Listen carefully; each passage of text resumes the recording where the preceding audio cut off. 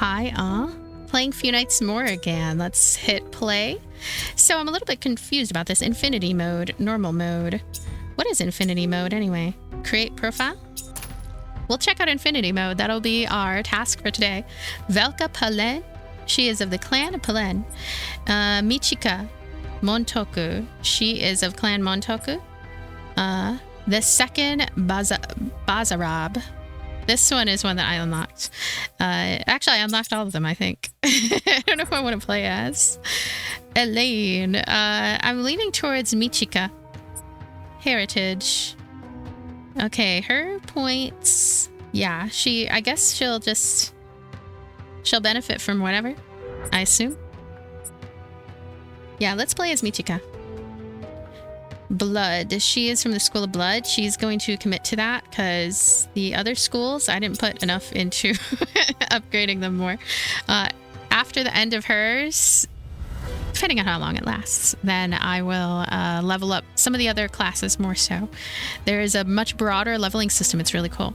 So discover your lineage. Your bloodline is calling for you. Discover your lineage and empower yourself. Look for the power within you. Lose 50 blood start of each turn. Every turn, but gain 1 power for every AP used in combat. 1 power, 50 blood. That sounds very dangerous. Gain 2 strength at the end of every night, but start the combat with -20 intelligence and lose 5 constitution at the start of acts 2 and 3. Okay, so she's basically going to be very hard-headed, not terribly smart, can't utilize magic too well, but when it comes to raw physical power, she can excel at that. I don't know. You know what? I'm going to go with this. I probably should have turned down the offer, though. Click to activate. Let's go. Roll again. We could also just roll again. I don't even know what these mean. What are these? They don't tell us terribly. I guess commence. Whatever that is. I couldn't tell you. Is it a mystery? Is it meant to be a mystery? Yeah. Commence. How do I exit out of there? Moreover. Continue. Confused. Commence. Roll again. I guess I just pushed that. I don't know what that meant. But anyway, Blood Lance deals 2 magical and 2 physical damage and pierces through a row of enemies. So she doesn't have a lot in way of magic, but her strength is going to be something that continually rises. Prevents physical damage by gaining 3 physical armor and 5 blood. It's definitely going to be worth it to learn more as we go of like how this is going to go. So I'm going to do that, and I'm going to... Gosh, should I do it again? And then... Oh, didn't do much if any damage there. End turn. A little worried, like, oh my gosh, I'm dead. Hello? It is over already? What? Goodness gracious. Okay, so that's infinity mode. I don't know what that's about. Is it because it's infinity mode? It's super hard. It's, oh my goodness. I'm gonna try her again though, because it's like, no radiance. What does this mean? No radiance? I don't know, I feel like I need to slowly but surely read laboriously through all of these things here, and I'll commit to this house again. Blood. Castle description. Castle Nasmere. Yeah, infinity mode is something. It is something entirely different. It looks a lot more challenging as well. Maybe it's a way to kind of test your the power that you carry over after playing a lot. So there's multiple castles we have here that we can think about. I'm leaning towards Castle Ladau. The famous University of Ladau was once the center of learning in our empire. Big libraries full of secrets and knowledge spanning thousands of years were stored here. Or Velar, or the Castle of Thorns as it was once called, was once a stronghold without equal. It could house an entire army with how spacious it was and survived many sieges. I'm actually going to choose this one. I don't know why. I want to. The items in the merchant are 50% more expensive, but it has 10 rooms. You know, honestly, I barely even went to those. So where is the button to actually start things. Okay, they won't let me select these, that's why. I'm going to continue with Castle Nazmir. Restore and renovate the castle adds 5 new rooms and 1 new entrance because I leveled it up some. I really want to get these unlocked. I wonder if that involves more playthroughs and doing that through, I guess I'm going to call it the grade shop because that's kind of how it works. Night 1. Discover your lineage. Progenitor's bloodline is calling for you. Will you challenge to try and control its rampant powers? Gain 2 intelligence. Hey, this is completely different now. At the end of every night, but start the combat with minus 20 strength. No. Your AP regeneration per turn is reduced to 3, but gain 1 immortal lineage and maximum blood is increased by 10 permanently at the end of every night. Might do that one. Your goal is to survive all the nights and defeat the last boss. You will lose if your HP or your coffin HP reaches 0. During the preparation screen, you can manage your castle and adjust Lord skills. When you're ready, go ahead and click 1 night more to begin the invasion. All right. I have something I can do here. Plus 2 strength. Plus 30 critical damage increase with Thief. I'm going to choose this one. Look at that. It glows. If it glows, it is chosen. So we're going to glow. We're going to 1 night more. I'm fine with my setup. He is as well. Base tutorial. You can move your lord by right-clicking on any room. Note that you can move your lord freely during preparation phase, but once the invasion starts, you can only move by using your movement speed, MS. That is up in this corner. It says 3 MS. See how involved this game is? It just has a lot of little details like that. So we're in a coffin room, right? Yeah, we're in our coffin room. I feel like we're safest here. I mean, we could just chill here and wait for them to show up. Yeah, like, look at that. There he is. I mean, I have 5 MS. I could just... I think I'll just keep waiting on him. There we go. Start combat. All right, so they have us go through the tutorial again. It looks different, doesn't it? Is it because of something that I did in my first playthrough? We had a few differences now. But I'm going to go ahead. Crescent Moon, 10 physical damage with a cooldown of 4 turns. This skill always deals at critical. Gosh, this is an amazing skill right here. I'll go ahead and use it right now on this guy. And we'll also use Blood Lance. He is very hardy. He is a hardy pumpkin master. I'm gonna use that, and then I think we're all out of usable stuff. You can see the blood pool there. Blood Lance. Blood Lance again. This is such a satisfying battle system, honestly. Something about it. It reminds me of a game. I actually know the name of this game, but for some reason I don't want to say it. For some reason I don't want to say it. It reminds me of a game, though. It reminds me of a game. So, what is going on with her glowy here? Glowy. End turn. She has a lot of blood that she can choose from there, but yeah, it's over. Gold and skill points. Continue. Night 2. Here are your rewards after you survive a night. Skills, trinkets, etc. I think I have pretty much figured that stuff out, so I won't repeat it again. Ooh, Vampire Embrace. 35 blood is what it takes. Dispel Lord and gain +1 strength or +1 intelligence per 20 blood in current blood pool for the rest of the encounter. That looks like it costs quite a bit, but so do all the others. And this one has a purple around it. +2 power per 20 blood in the current blood pool. I don't know, whenever something is shiny and special, I want to add it to my skill book. 3x3. Oh, hey, it's the slaughter room again. And jewelry, random trinket. All of these seem really good, actually. 2 decor and 1 trap instantly. And increased prestige, plasma income. I don't know what I want to choose. I think I want to choose whatever is around the right size that is close to this room. So like 3x3. Yeah, it's definitely going to be a 3x3 room that I pick. I guess it's going to be the treasure room. Let's add to construction. Yep. We're going to take this room. We're going to add it right here. It's my treasure room. She now has a treasure room. And destroy heart, kill lord. All right. I'm actually going to go to decors. Gain 2 lesser minion at the start of every night. I like the sound of that. I'll put that here. Gives +1 intelligence. I'm going to add that here. Traps. We'll add a trap here. And I don't think there's anything else to do. 1 night more. I'm okay with my skill setup, I suppose. This art, just, it's nice stuff. Look how big this castle is now. So they're coming from different angles. Go ahead and end turn. Whoever gets here first, I guess.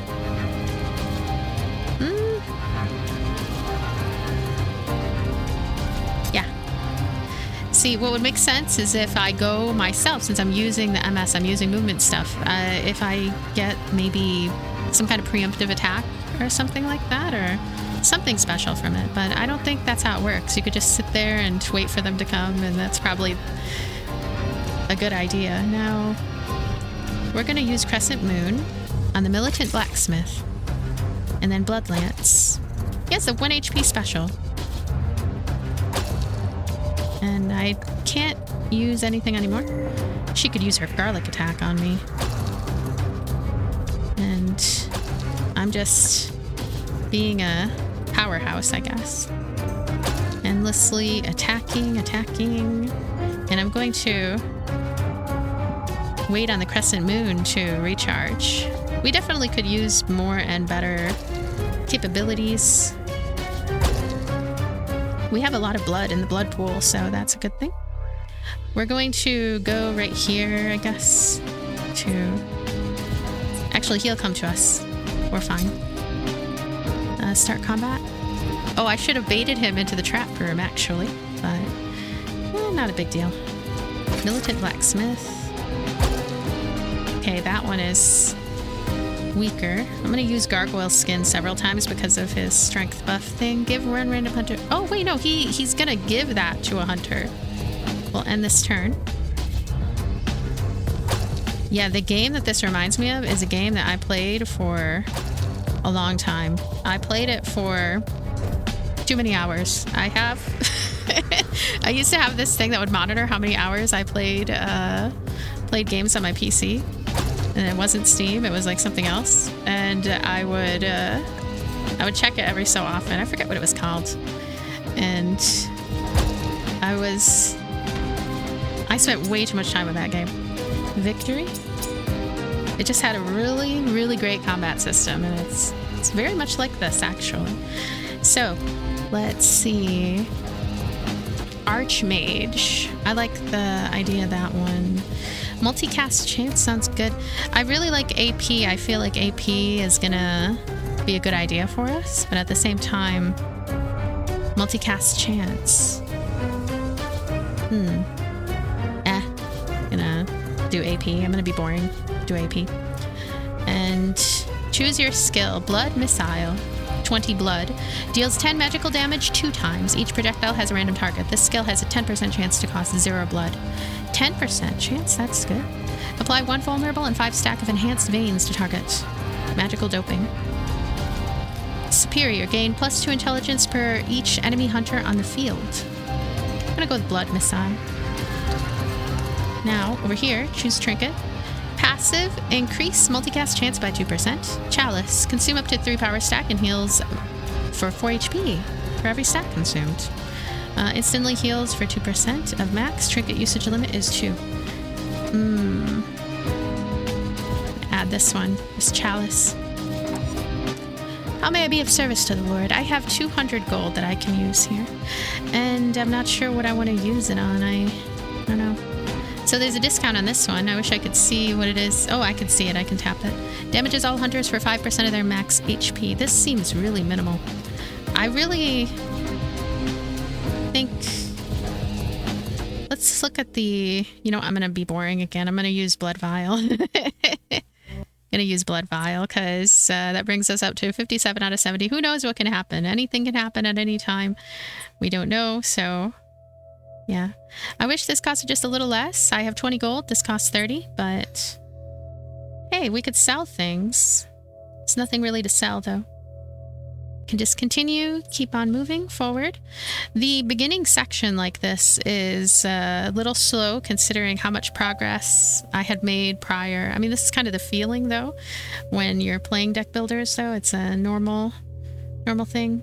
So I'm actually going to go right back here. One night more, yeah. Invasion begins. And they got hit by that trap. Start combat. Fortified. Desperate call. What does this do? Morale. Alright. Going to hit him. Hit him again. And one more time. So we now have blood missile. That's good. We're going to gargoyle skin, I guess. End turn. How much blood are we going to get? 45. Alright. Blood missile. Blood lance. Blood missile again. Blood lance again. And that. And wow, I can actually do several attacks in a turn. Getting hit a little too much. Go. Yay. Simple. She looks so zen. She is a very zen vampire. What is he doing? He's taking the long route. I'll go here. And turn. Yeah, he comes straight over there. I was hoping maybe he might go the other way for some reason and then get hit by something. I have no idea. Now, Desperate Call. I'm going to go with Militant Blacksmith just because I think we can take him down pretty good. Blood Lance. And I'm going to use Gargoyle Skin, I guess. Wait, they're not really doing anything though, are they? It's probably better to just attack. They're not going to do much of anything. Prevents physical damage by gaining 3 physical armor and 5 blood. Recast regen. I guess I'll still use it anyway. Chalice of Rejuvenation. Consumes up to 3 power stock and heals 4 HP for every stat consumed. Go ahead and choose that one. Now, you, and you, and Buddha. And, oh no, we should have gone straight for the Villager's Cleave. But we're done with that. There. Simple. Victory. Victory was had. Make your choice. Lord, it looks like you're becoming even more famous and dangerous. The number of bounty hunters that are focused solely on this castle has risen considerably. If your bounty rises even more, this could become a problem. How do we proceed? Deal with it yourself. Lose 40 HP, but gain +3 heritage points. If I did this, that would be absurd. I have 43 HP. I'd have 3 HP. Do nothing. Do nothing. Do absolutely nothing. That's funny. Tank. +6 stamina and +2% all damage reduction. Bear skin. +2 block at the start of combat. Block fully negates next attack. That sounds good. I'll go with bear skin again. It worked out very well for princess number 1. Now princess number 2, she is ready. Devastation. 30 magical, physical, morale damage to targeted hunter, and it is overwhelming, but it costs 100 blood. That's a lot. No blood cost for Boiling Hunger, which Dispel Lord and deals 20 morale damage to a random enemy. No blood cost on this one either. Gather. Lord's critical damage increase will go up by 150% the next turn. This sounds really good, but I don't know. I don't know what I want to do. I'm going to check maybe Boiling Hunger. Yeah, we'll do Boiling Hunger. Minions. We now can add minions. This whole time I should have been merging them in my previous time. I'll just, I don't know, pick whatever minions here. Now, we have Fame. This time I'm going to pick something not terror. We could go with gold. 1 merchant ticket. Can I use the merchant ticket whenever I want, though? Or does it just get used when I get it? That's kind of something that concerns me a little bit. Seduction. Gain 1 trinket choice and start the combat with 3 crystallize. Critical hit. Finesse. I'm going to go with Seduction. Go with Seduction. Claim the trinket choice. 3 crystallize, which I don't remember what crystallize is. Gain 5% critical hit chance at 6 points, which we just got. That's a good thing to have. Choose your trinket. Every time you play 12 attack skills, gain 1 AP. Progenitor Idol. During boss and veteran fights, gain +3 strength and +3 intelligence at the start of combat. And this one is rare. It says rare right there. These other ones are common. I guess I'll choose Progenitor Idol because it's rare. I'm so boring. I'm sorry. Let's see. I don't know. Do most people do that? I feel like most people would, though. Pick whatever happens to be the rare ability. It's not always the smartest, not always the best choice. Alright, so we're gonna go in here and we're gonna take down Assassin's Creed-S. I am ready to take her down. She's gonna come at me with a priest's attack. I'm going to hit her with that. Boiling Hunger. Random 20 damage to an enemy. That's cool. Okay. I should probably do that and then just... But maybe it did. Let's see. Blood Missile. Blood Lance on her. Blood Lance again. My Blood Lance is very weak.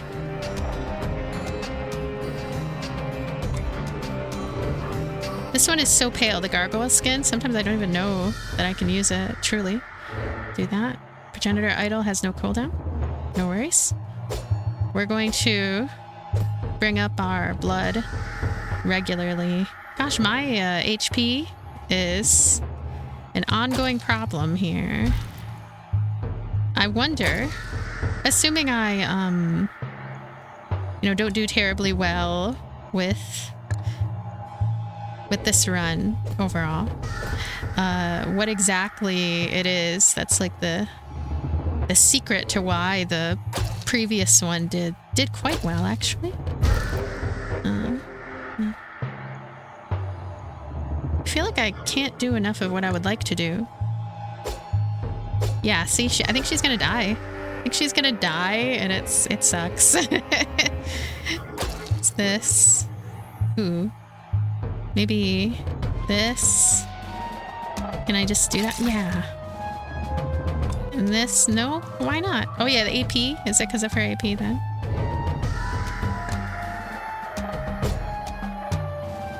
Alright.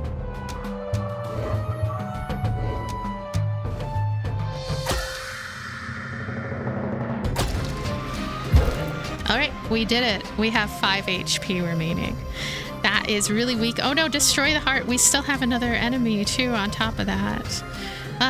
That's rough.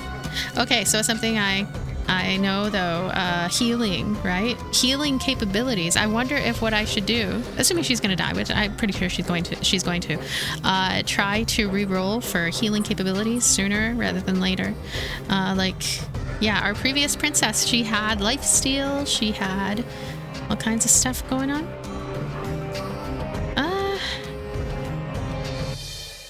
Yeah, let's end turn here. Oh, you. There we go. Now, crystallize. What is crystallize anyway? 168. Goodness. Consumes up to 3 power stack. Action points. Power stack. What is this power stack? Let's do it. I didn't do anything. I'm not sure what power stack is, to be honest. Boiling Hunger.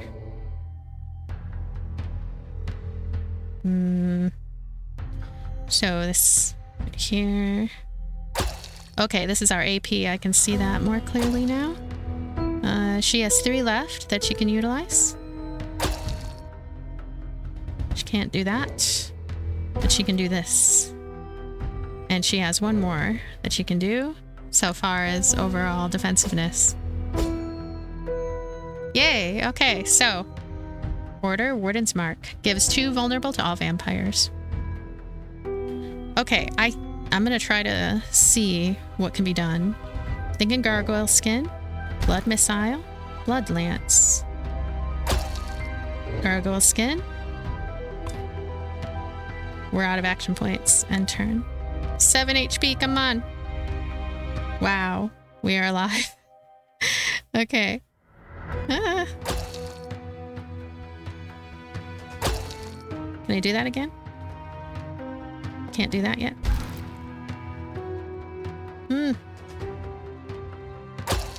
I think I'm all out of the ability to block, though. Yeah, we're done. Wow. 21 minutes and 38. Really? 21 minutes? It doesn't feel like 21 minutes. Okay, Montoku. Sadly, she did not gain a level. That's unfortunate that she didn't gain a level. Oh, what just happened? I double tapped too much. double tapped. So yeah, in hindsight, we definitely want to heal. We want to have healing capabilities. So what I'm going to do is I'm going to check out again normal mode. Gosh, I want to play as Velka again. At least I know she is doing pretty well. But these other characters at the same time, you know what? Last thing I'm going to do, I'm going to read the lineage and the description, because I bet maybe I was really supposed to pick some different things that go better. Michika is a fighting genius without any attachments. She loses track of her castle but does not forgive in combat. Her blade shines with her victim's blood, critically striking in times of fury. Clan Montoku starts with one perk choice, continuous evolution. Every time a hunter dies, gains 1% critical damage increase permanently. This is really cool. This is like, you got to put everything into crit with her. Porcelain skin starts with 20% magical damage resistance. Abstemious gets less free room choice rewards. So crescent moon, slice the target. Yep. Her lineage. Michika is a vampire hybrid born unnaturally. This does not mean, however, that she lacks emotions or any other characteristics of a living creature. It only makes her otherwise complete lack of vampire weaknesses far more impressive.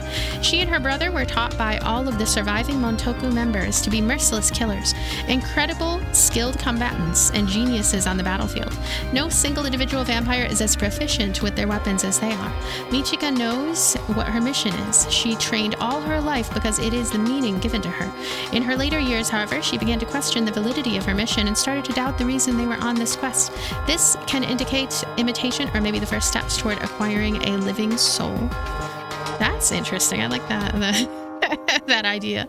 And also it makes me wonder about, okay, she was a hybrid born unnaturally. So all this other stuff that happened was when she was already a vampire, born unnaturally, and she can gain a soul, I guess.